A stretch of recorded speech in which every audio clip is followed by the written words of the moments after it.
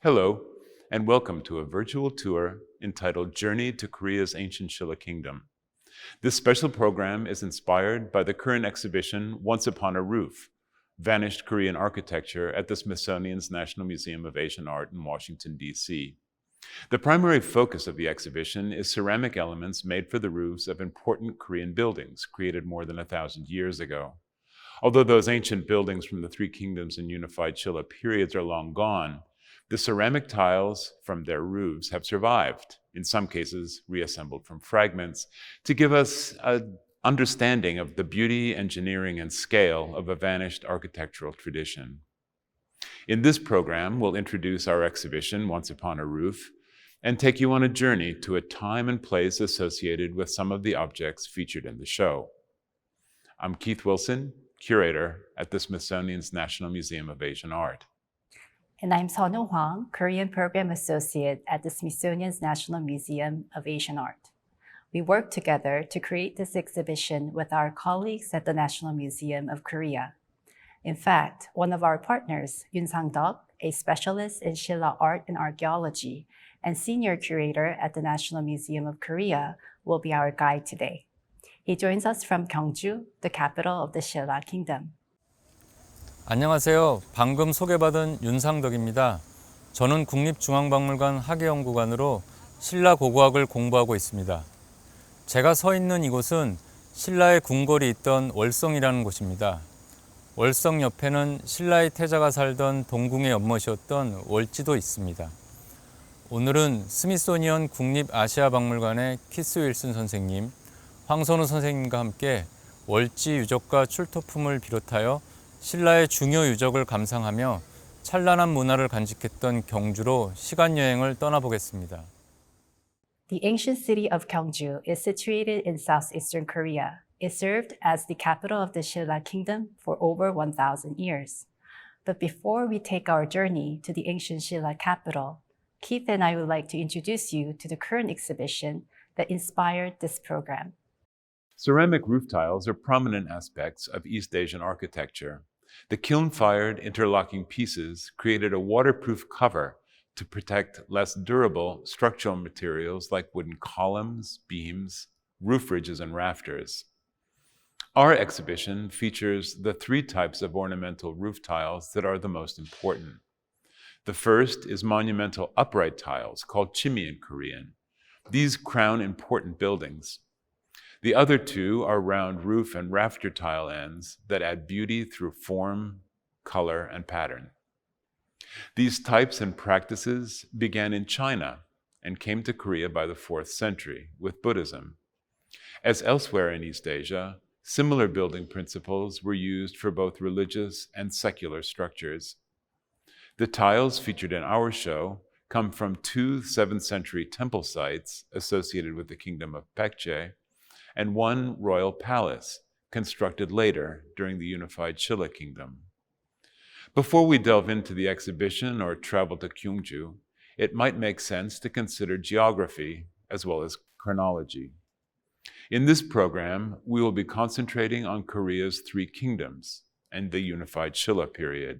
During the Three Kingdoms, which spanned the first 700 years of the Common Era, the Korean peninsula was ruled by three different kingdoms. Goguryeo held power in the north, while the south was divided between Baekje in the west and Shilla in the east. Eventually, Shilla succeeded in unifying the peninsula in the 7th century, ruling it until 935 CE. Now, we're chiefly interested in the 7th and 9th centuries in Korea, which roughly correspond with the Six Dynasties and Tang in China and the Asuka, Nara, and early Heian periods in Japan. During this era, Buddhism was flourishing throughout East Asia. Reaching China in the 1st century CE, it was introduced to Korea in the 4th century and reached Japan in the 6th century. Chinese architectural traditions no doubt traveled along with the Buddhist faith. This cutaway model of a Korean building dating from the Three Kingdoms period replicates in great detail fundamental elements of a traditional timber frame building of the time: a ceramic tile roof, wooden supporting framework, and a foundation consisting of stone pillar bases, compacted earth, and a stone facing. This reconstruction is based on the remains of a large-scale building in Iksan that is believed to have been a main palace hall of the Paekje kings. The actual construction measured over 115 feet wide and enclosed an area of almost 7,000 square feet. The wooden structural materials of buildings like this do not survive, and thus these monuments only exist as archaeological sites, as shown in this amazing photograph of the Paekje temple called Miruksa in Iksan. Taken in 1917, this image shows all that was left of one of the largest ancient Buddhist temples in East Asia.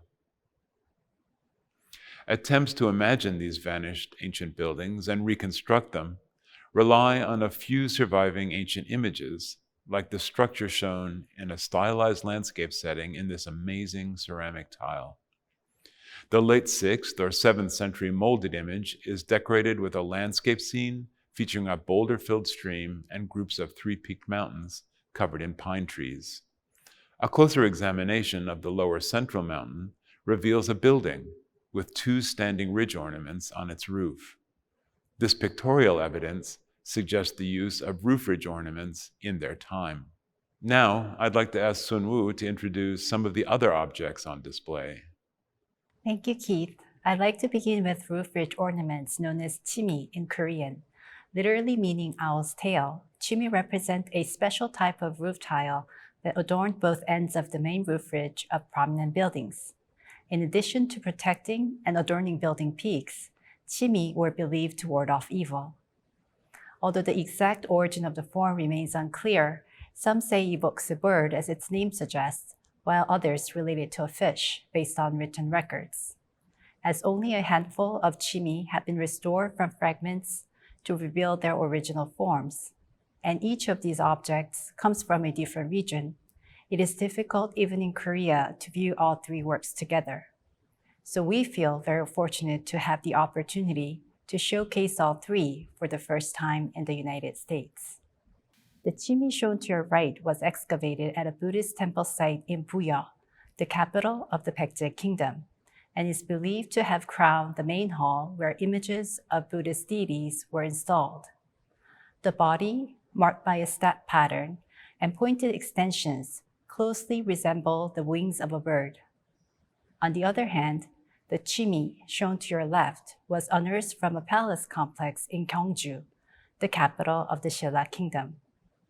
Dating later than the 2 other examples shown here, its undecorated body and then the round spine protruding dramatically in front of the wings are characteristics of chimi dating to the Unified Shilla period. The difference in the size of chimi also helps us estimate the scale of lost buildings. In addition to the 3 main objects featured in the center, ornamented roof tiles excavated at the same archaeological sites are also included in the exhibition. As Sun Woo just mentioned, the smallest chimi of the 3, also the darkest in color, was excavated in Gyeongju, the ancient capital of the Shilla Kingdom. This offers a great springboard to the subject of our journey today. The city of Gyeongju is a well-known tourist destination, which is rich with history and culture. Our tour today will explore the surviving legacy of the ancient kingdom through temples and royal tombs that have been excavated, as well as the treasures that were discovered in and around the city.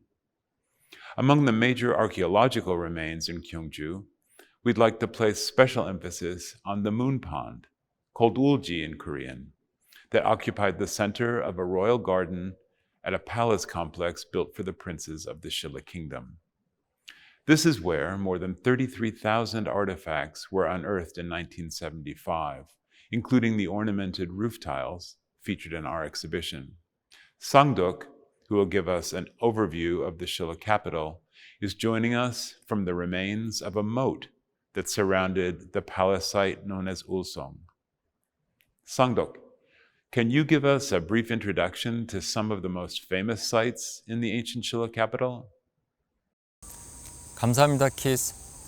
신라는 지금으로부터 약 2000년 전에 이 도시에서 탄생하여 한반도 동남쪽에서 발전을 해나가 결국 한반도 전체를 통일한 고대 국가입니다. 10세기 초까지 오랜 시간 동안 신라의 수도였던 경주는 국가로 성장하기 유리한 환경 조건을 가지고 있었습니다. 큰 산으로 둘러싸인 넓은 분지 지형으로 중앙에 제법 큰 평야가 있고 평야 가운데로 강이 지나가고 있습니다. 이런 조건은 농작물을 키우는 데 유리했으며 강은 중요한 교통로로 사용되기도 하였습니다. 수도 경주의 중심은 평야입니다. 그래서 가장 중요한 시설인 궁궐을 낮은 구릉 정상에 조성하였습니다. 또한 절벽과 강이 있는 지형을 이용해서 성벽을 쌓고 주변에 해자를 만들어 방어했습니다. 경주에는 신라 천년의 역사와 문화의 흔적들이 지상과 지하에 남아 있습니다. 시내 곳곳에는 작은 산과 같은 수많은 왕릉들을 비롯하여 궁궐, 사찰 등의 건물터와 산성 등이 존재하며 지금도 경주 시내에는 이러한 유적과 유물에 대한 발굴 조사가 이루어지고 있습니다. 오늘은 왕실 문화에 초점을 맞춰서 신라의 찬란했던 문화유산을 만나보겠습니다.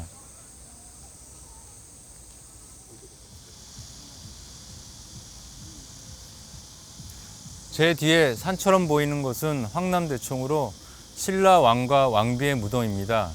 이 황남대총은 두 무덤이 잇대어 있는데요. 높이는 20m가 넘고 전체 길이는 120m에 달합니다. 이처럼 4세기에서 6세기 무렵 신라의 왕과 왕족들은 거대한 무덤들을 만들고 죽은 자를 위하여 금관 등의 황금 장신구를 비롯한 다양한 부장품들을 함께 묻었습니다. 황남대총에서는 수만 점이 넘는 유물이 출토됐는데요. 따로 부장품을 넣기 위한 커다란 목각을 만들었을 정도로 많은 유물을 부장하였습니다. 국립경주박물관에는 이를 재현해서 전시하고 있으며 엄청나게 많은 부장품이 있었다는 것을 확인할 수 있습니다.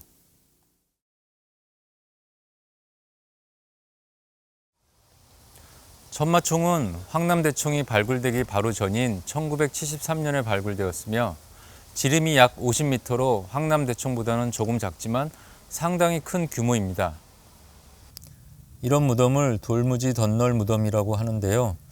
여기서 보는 것처럼 시신을 나무로 만든 곽에 넣고 돌과 점토를 다져서 큰 봉분을 만들었습니다. 도굴이 불가능한 구조라 많은 유물이 출토될 수 있었는데요. 금관은 100여 년 전에 금관총에서 처음 금관이 발견된 뒤로 총 6점의 금관이 발굴 또는 발견되었습니다. 국립경주박물관에는 천마총과 금관총에서 발굴된 금관이 전시 중입니다. 금관의 세움 장식 중에 앞에 보이는 모양은 나무를, 뒤에는 사슴뿔을 상징한다고 합니다. 금관을 소유한 인물은 아마도 왕이나 왕비, 그리고 그들의 가족들일 것으로 추정합니다.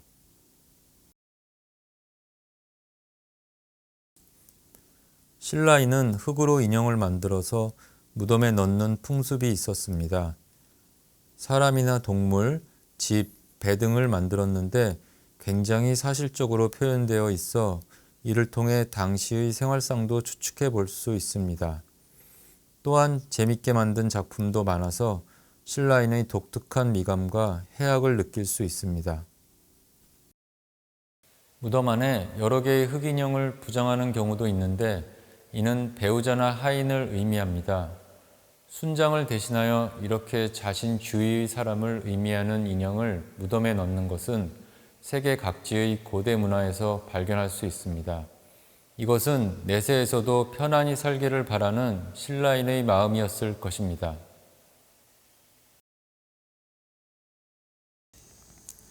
(6세기) 이후에는 경주 중심지의 평야에 무덤을 만들지 않고 주변의 산 기슭으로 옮겨갑니다.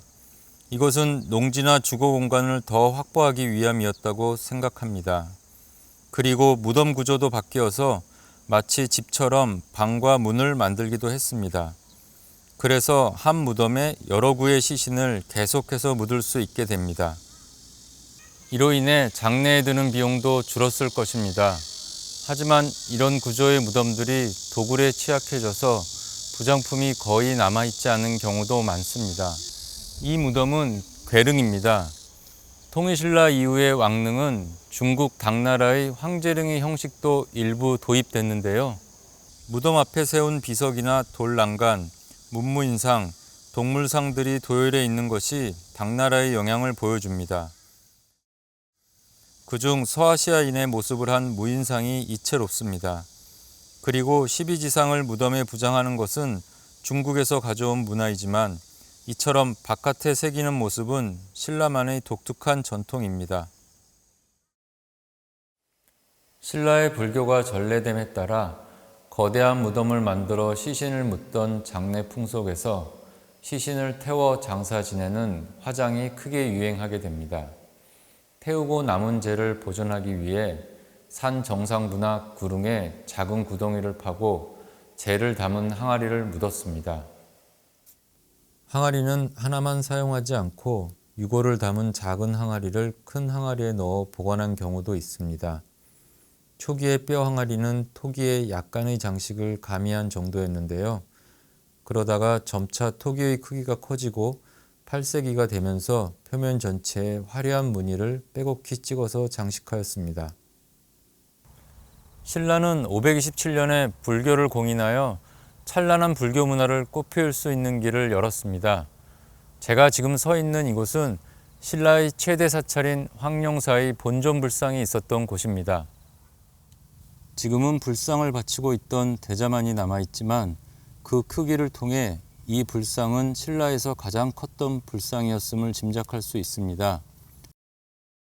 불상의 웅장한 크기를 한번 상상해 보십시오.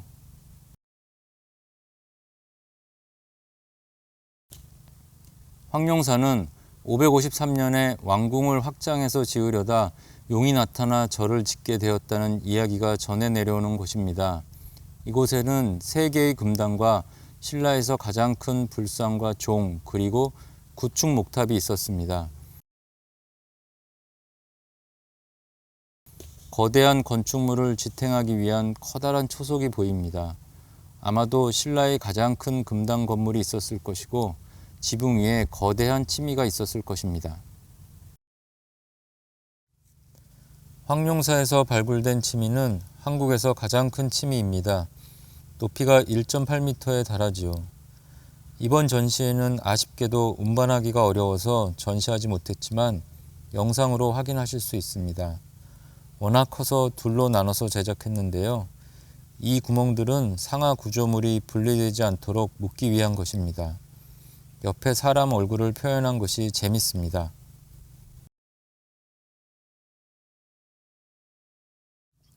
불국사와 석굴암은 신라 문화의 절정을 보여주는 종합 예술품이라고 할 수 있습니다.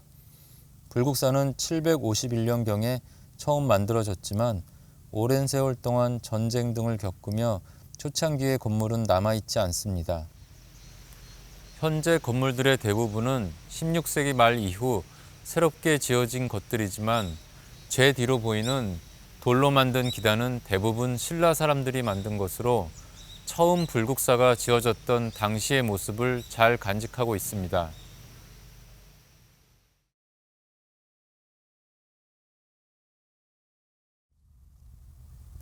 금당에 오르기 위한 다리인 청운교와 백운교, 그리고 금당 앞에는 석가탑과 다보탑이 자리하고 있습니다.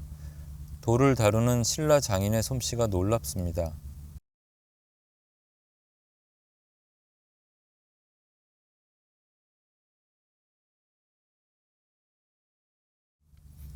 석굴암은 돌을 조각한 뒤 짜 맞춰 조성한 인공 석굴 사원으로 751년경에 만들어졌습니다. 입구 양옆에는 수문장인 금강 역사상이 눈을 부릅뜨고 있고 그 안쪽으로 동서남북을 지키는 사천왕상이 조각되어 있습니다. 석굴의 주실에는 높이 3.4m에 달하는 석가모니 부처님이 동해를 바라보고 있습니다. 한국을 대표하는 아름다운 조각 작품입니다. 왕이 살았던 궁궐인 월성은 위에서 보면 초승달 모양입니다. 주변에 성벽을 쌓아서 궁궐을 보호했으며 성벽 둘레는 약 1800m에 달합니다.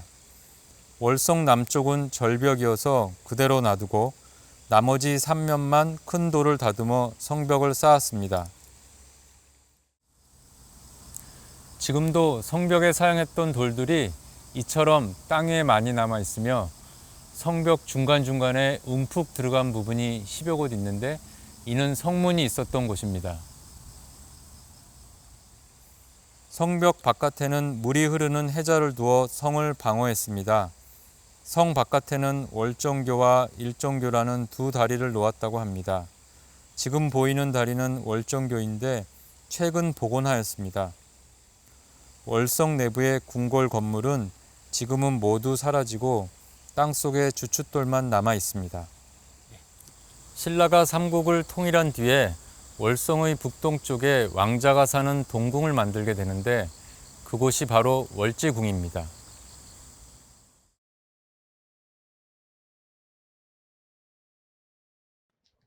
Thank you, Songdok, for giving us a tour of Gyeongju.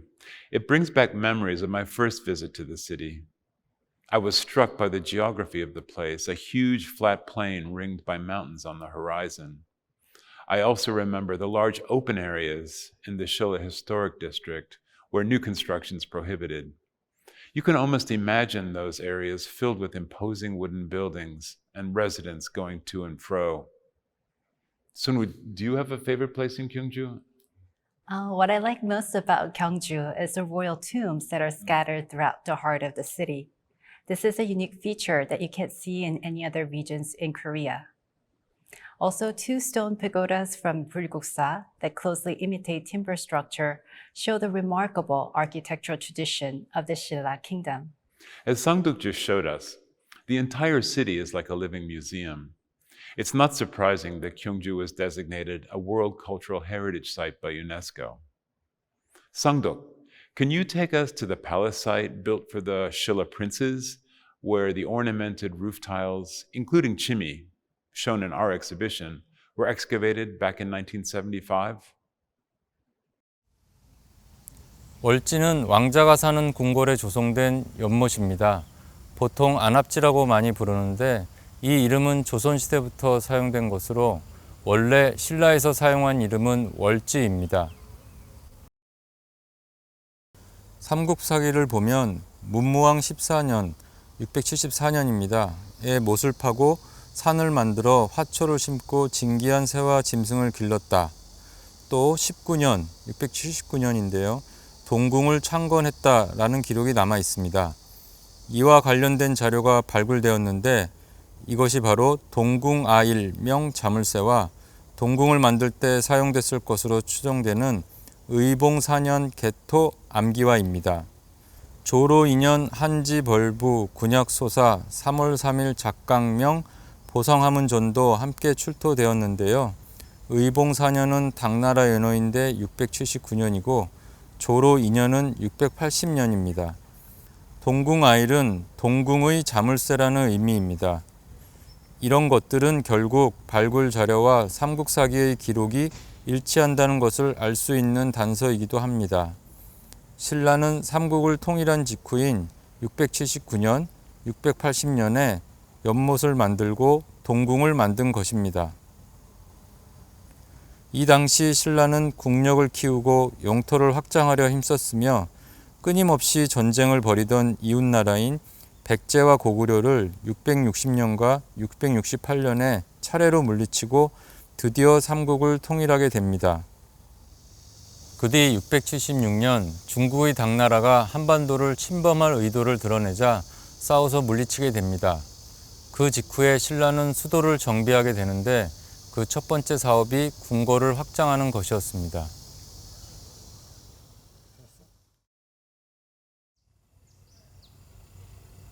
월지 발굴은 1975년을 시작으로 지금까지도 계속 진행되고 있습니다.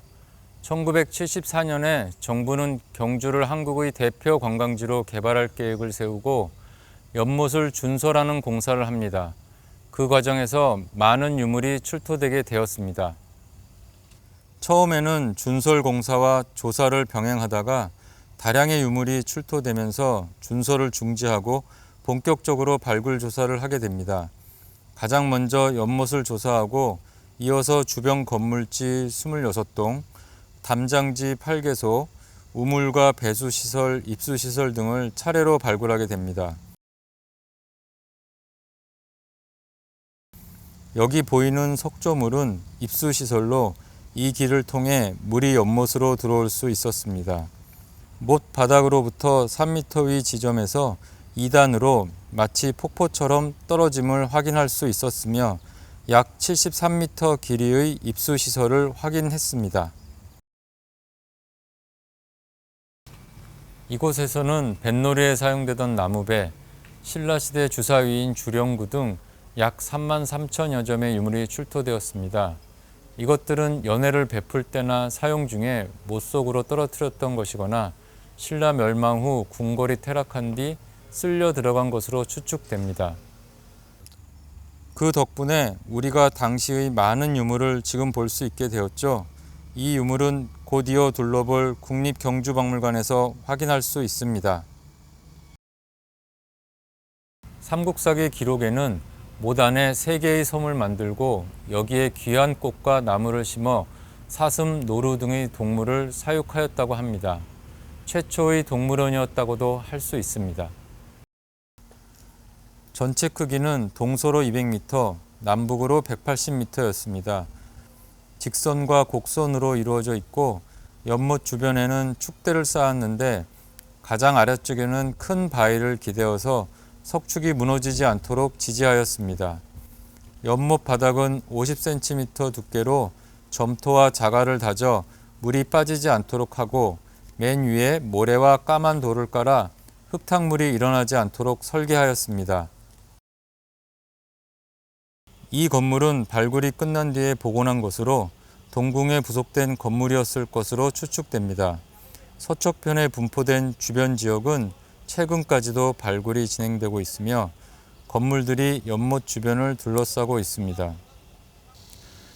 연못에 접한 5개의 정각들 중 가장 중요한 건물은 임해전일 것이라고 추측합니다. 참고로 이 건물은 발굴 뒤에 복원한 것입니다. 기록에 따르면 신라의 왕들이 신하들과 잔치를 베풀었던 임해전은 바다에 접해 있다라는 뜻으로 이곳에서 월지를 바라볼 때 바다를 느낄 수 있도록 설계했음을 알 수 있습니다. 이곳은 출수 시설로 연못의 적정 수위와 수질 유지를 위한 시설입니다. 만수대 수위는 1.6m 정도 되는데요. 물이 나가는 길은 나무와 돌을 사용한 여러 단계의 구조로 만들어져 있는데 연못에서 바로 연결되는 부분은 돌로 만들고 수위를 체크해서 조절할 수 있도록 설계했습니다. 발굴 당시에 나무 마개가 꽂혀 있는 채로 발굴되었습니다. 이 마개는 지금 국립경주박물관에 전시 중입니다. 그리고 제법 큰 나무배가 발굴되어 신라 왕실 사람들이 뱃놀이를 즐겼음을 추측해 볼 수 있습니다. 나무로 만든 주사위도 발굴되어 당시 놀이 문화를 알 수 있게 되었지요.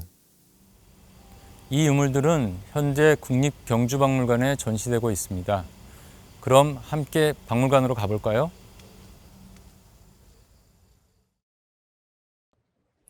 Thank you for taking us to the beautiful moon pond at the East Palace site in the Shilla capital. The discovery of the long-forgotten palace must have been a truly astonishing archaeological find. I'd love to take a walk along the pond again one day. I've been to the Moon Pond site many times, but with the pandemic, it's been a few years since my last visit. It's also interesting that important dates relating to the construction were found inscribed on some of the ceramic roof tiles and bricks. This written evidence helped archaeologists date the palace complex and shows how important roof tiles are in the study of ancient Korean architecture that no longer stands. 3 pavilions built along the edges of the pond must have been reconstructed based on archaeological finds, including roof tiles discovered at the site. Although the restoration of architectural heritage can be controversial, I think this partial reconstruction helps visitors better understand how the palace might have looked more than 1,000 years ago. Sangdok, can you please tell us a little more about what kinds of treasures were discovered in the area of the Royal Garden Pond?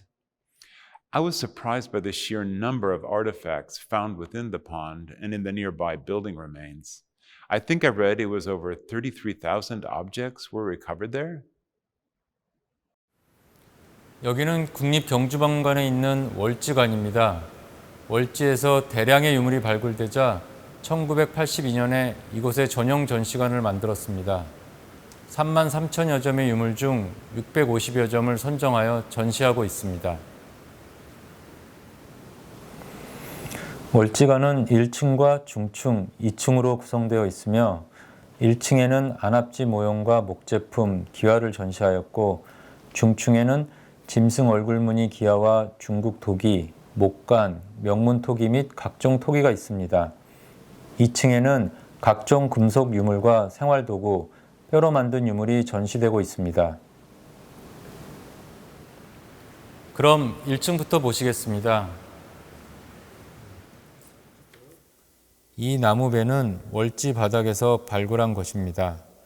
통나무 속을 파낸 것이 아닌 여러 조각을 조립해서 만든 것으로 총 3척이 발굴되어 신라 때 만들어진 배 중에 가장 오래된 것으로 알려져 있습니다.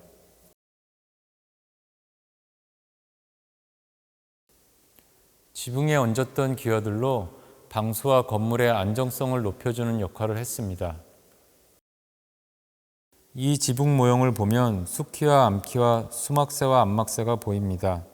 대표적인 특수기와로 짐승 얼굴무늬 기와가 있습니다. 이것은 바닥에 깔던 전돌인데요. 하나하나씩 살펴보겠습니다. 수막새와 암막새는 수키와와 암키와의 끝을 장식한 기와로 다양한 무늬로 장식했습니다. 그 중에 연꽃 무늬가 많은데요. 이는 불교 문화의 영향을 받은 것입니다.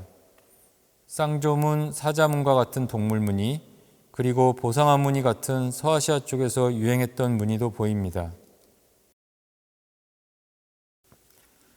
이것은 의봉4년명 암키와입니다. 앞에서 의봉4년은 679년을 의미한다고 말씀드렸는데요. 이는 기와가 제작된 시기를 뜻하며 경주 각지에서 이 기와가 많이 발굴되는 것으로 보아 이 시기에 건축물이 많이 지어졌었던 것으로 생각됩니다.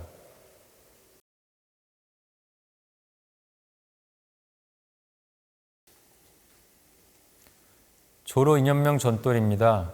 건물 바닥에 놓였던 보상화무늬 벽돌로서 보상화무늬가 연속적으로 바닥에 깔려있는 모습을 상상해 보면 당시 건물이 얼마나 화려했을지 짐작할 수 있습니다. 특히 벽돌 옆면에 조로 2년, 즉 680년에 만들어졌다는 내용이 새겨진 것도 있습니다. 뾰족한 도구로 굽기 직전에 새긴 것입니다. 이것은 월지가 조성된 시기를 밝히는데 귀중한 단서가 되었습니다. 짐승 얼굴무늬 기와 등 무서운 괴물 형상을 한 기와도 볼 수 있는데요. 이는 건물에 나쁜 귀신이나 기운의 침입을 막기 위한 것입니다. 못으로 고정하거나 뒤쪽에 고리를 만들어 고정했을 것으로 추측하고 있습니다. 마루끝이나 돌출된 곳, 눈에 잘 띄는 곳에 붙였습니다. 이 기와처럼 유약을 발라내 구워낸 것은 궁궐이나 황룡사 같은 대규모 사찰 등에서 발굴되는데 중요한 건축물에만 한정하여 사용했을 것으로 추정됩니다.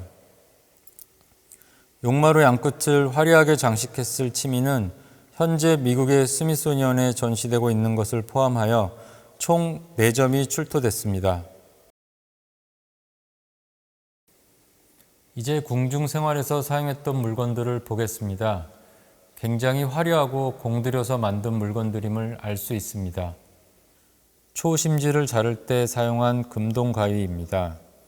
넝쿨 무늬를 응용한 가위 손잡이 모양, 선 새김과 구슬 무늬 새김 기법으로 장식한 가위로 잘린 심지가 바닥에 떨어지지 않도록 반원형 테두리를 세우는 등 매우 세련된 디자인의 금속 공예품입니다.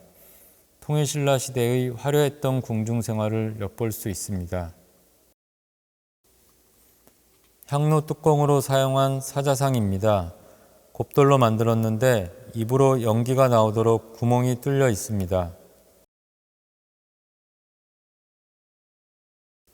의자 손잡이 앞을 장식하던 물건입니다. 금동으로 만들어졌으며 용 모양을 하고 있습니다. 나무 의자에 고정할 수 있도록 작은 목구멍이 남아 있습니다.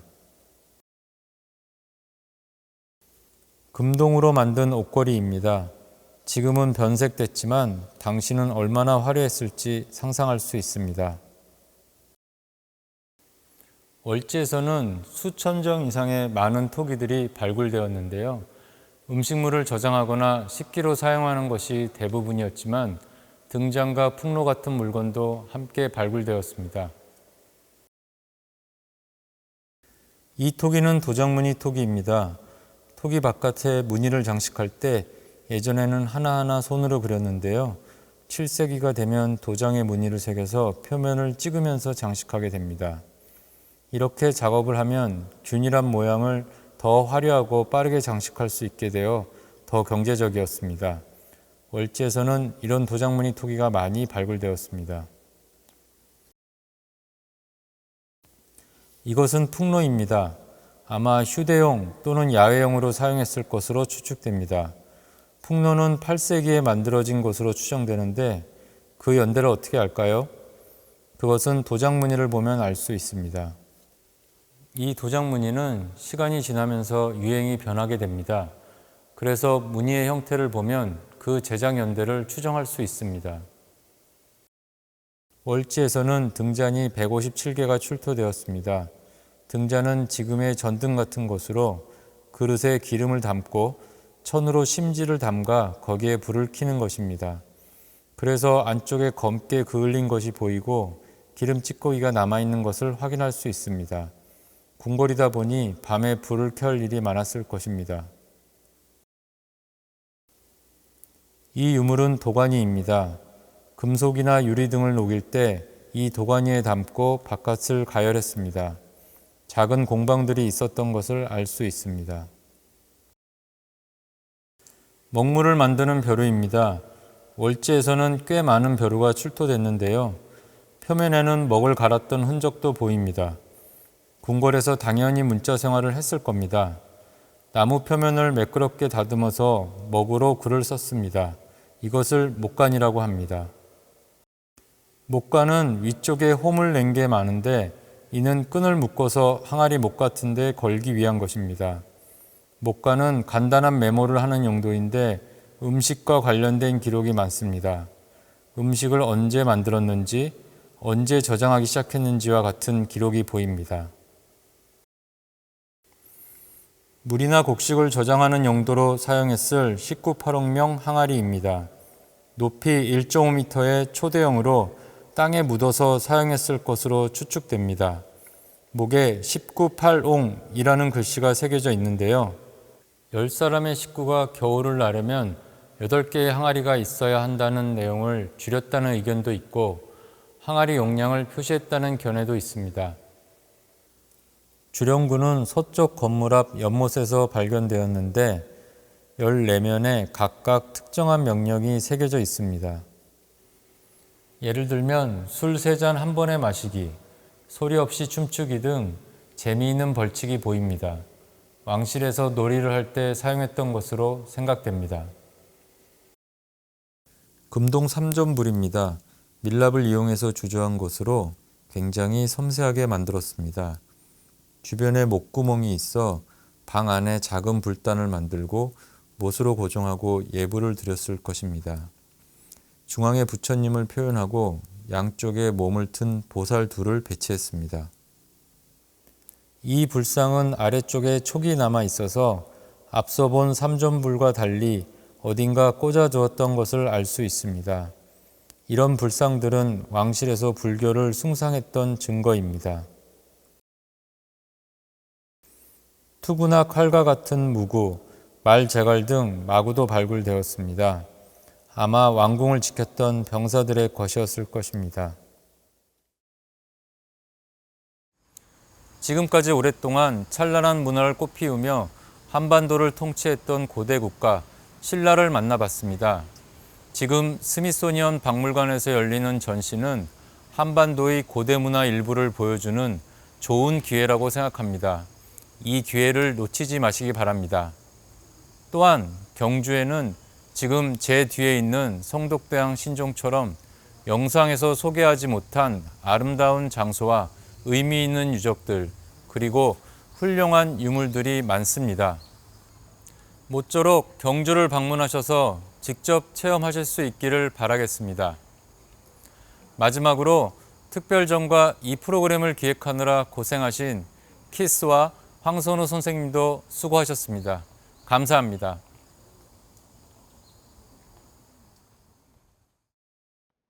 Thank you, Sungdok, for introducing these rare treasures unearthed from the Moon Pond and the site of the East Palace complex.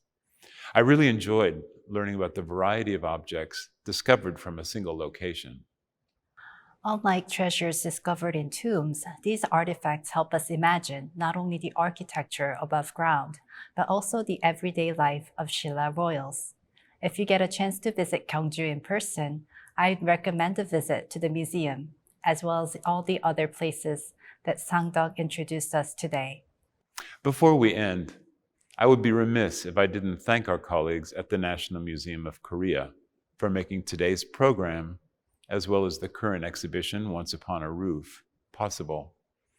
Both the exhibition and this program were generously supported by the Korean Ministry of Culture, Sports, and Tourism. I would like to thank you for taking the time to travel with us today on this wonderful journey to Korea's ancient Shilla kingdom. I hope you've enjoyed this opportunity to learn more about the ancient capital of Gyeongju through archaeological remains and experience a number of Shilla artworks discovered at these sites. We hope to see you again soon on our next journey.